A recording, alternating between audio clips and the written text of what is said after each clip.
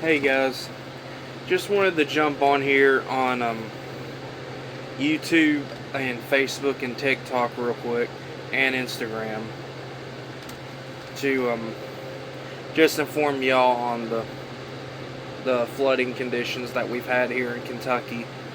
Um, I know over in Eastern Kentucky they had some catastrophic flooding around Richmond and Lexington and around those areas where they had flash flood emergencies, but we had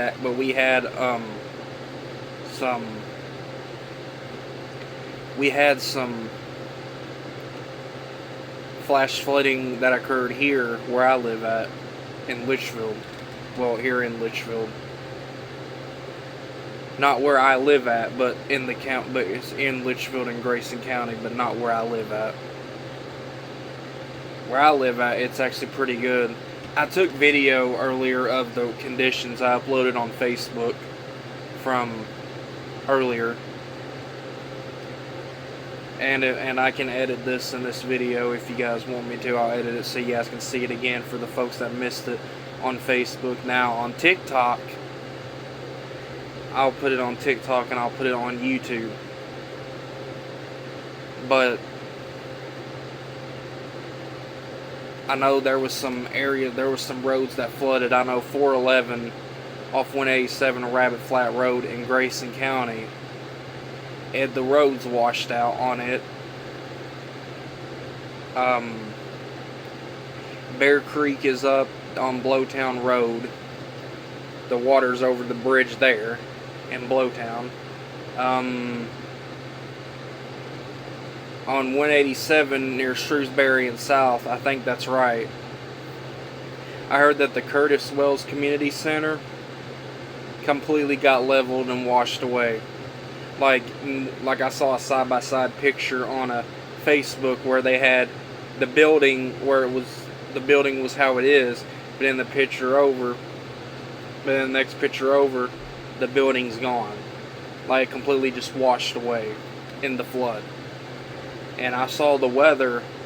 They was talking about how in the southern part of our county, it was almost up to 12 inches of rainfall. And I can probably tell you, I know, and I've also saw pictures in Caneyville where Caney Creek is up. Now I haven't seen anything like any pictures of the water being up in the old Caneyville school, but I could say it probably was up if Caney Creek was up. But Bear Creek was up. I can tell you Bear Creek's up.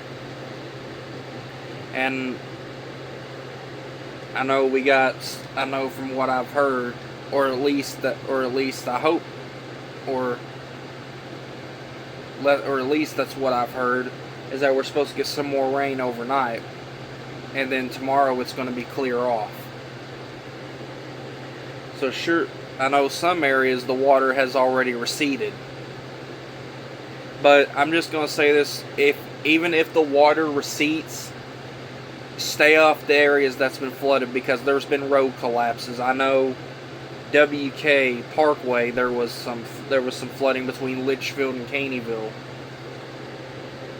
There was some flooding there.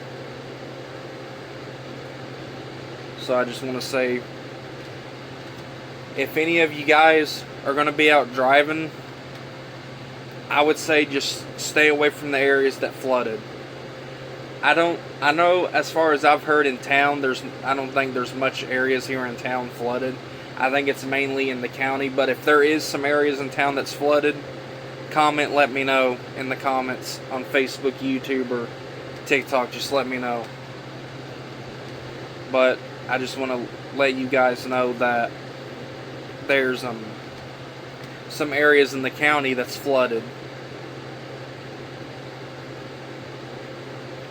And I know Governor Beshear has put Kentucky under state of an emergency. Now, our own mayor here has also declared the county in the state of an emergency as well for the flooding that has happened.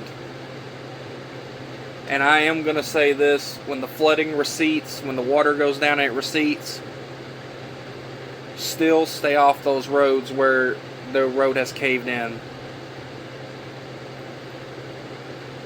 And I know there was some other areas in other counties in Kentucky where water got up in the houses, and they had to do some water rescues over there.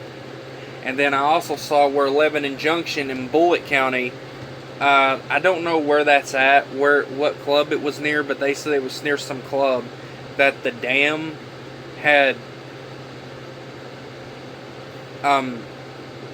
let go, and they had to evacuate people out of Lebanon Junction up there in Bullitt County. So yeah, there's places across Kentucky that's had some floods.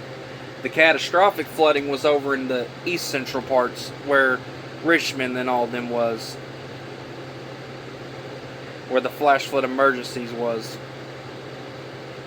But if you guys have any pictures or any comments or anything as far as flash flooding or anything, if you have like pictures or video or comments or anything, put them in the comments on Facebook, YouTube, or TikTok, and let me know what it's like in your area. So I'm gonna go ahead and I'm gonna stop this part of the video, and I'm gonna edit what I clipped earlier for Facebook, and I'm gonna edit it into this video so you guys can see it again for the folks that missed it. So we're gonna switch to that. So hope you guys have a great night, and I hope you guys have a great night and have a great rest of your weekend tomorrow. Have a great Sunday tomorrow.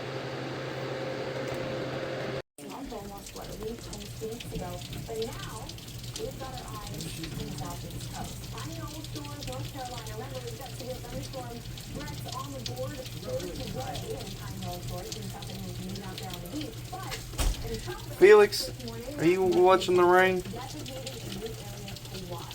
20% chance in the next 7 days. Overall confidence is low for this to come together. What's the time frame? Sometime around, say, Tuesday to Thursday. So it is in the middle of this upcoming week. It is likely Starting to flood here. Rain's picking up here on the north side of town in Litchfield. And what's the culprit? Our salt boundary. The same salt boundary that is bringing the devastating flooding to the Tennessee Valley, and then also this dreary look up across the northeast for our Saturday. It's the same front that's going to start to drive its way down south, hang up a bit, and along that boundary you get these little areas of spin. Caught that lightning. One of those areas of spin along that boundary could be enough to perhaps lead to some tropical development, slowly meandering. Now, the other big player in the game is not just this salt boundary with an area of spin. You can see water leaking off that blue house over there, leaking off the gutter. So that lower wind shear provides more of an opportunity for thunderstorms to stack and build. However, that high pressure is also driving in a lot of clean, dry air. And that dry air, in fact, growing in abundance by the middle of this week as that high gets stronger and sneaks its way closer to the coastline. And then you've got dry air on the south side flanking that front as well. And so that, to me, is going to be one of the biggest roadblocks for something to spin up and develop within the time frame that we are expecting. The one caveat I always have is the Gulf Stream. I can tell you time and time again, this That was some lightning. stream of water off the southeast coast has been just enough to trigger something to spin and then become something tropical or subtropical. This is also on the table. But before we get into the weeds of whether or not this becomes something, yes, the AI models have been driving that conversation. I think what's really most important is, again, that the tropical chances are low, but the biggest impact to you, I think, is especially along the coast. Regardless of what develops, spin and a high risk for rip currents is likely through this upcoming 4th of July.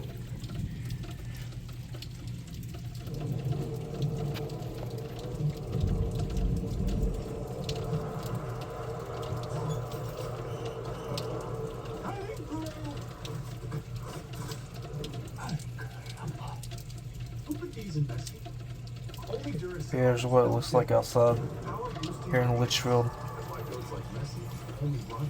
There was a car.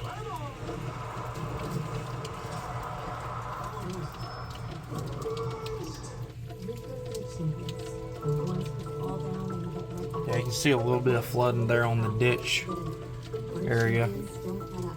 On the driveway, there's a little bit of water, but it's not up yet. Champions.